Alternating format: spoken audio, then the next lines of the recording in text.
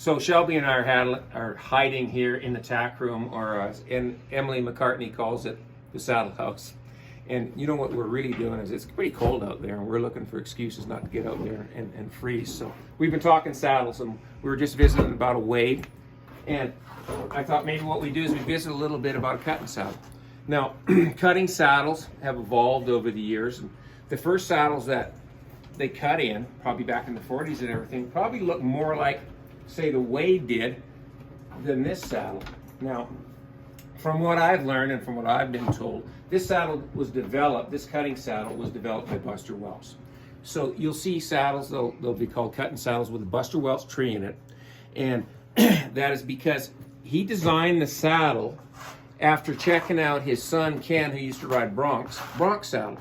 So the association saddle that you ride saddle broncs in is very similar to what we use in cutting horses. You know, it's got a good set of swells in here and sort of a deep seat in here and a fairly low cantle in the back.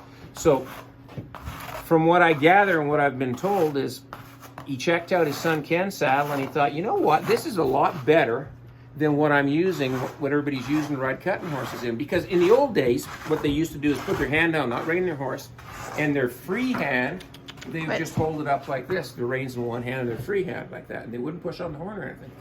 So Buster was always an innovator. He saw that Bronx saddle, and he took it into a saddle maker, and he says, you know what, I'd like to maybe make a saddle to ride cutting horses in that's similar to this Bronx saddle, but we're going to have a horn back on it that I can push on. So as you would see, if you know what a Bronx saddle looks like, it's pretty similar.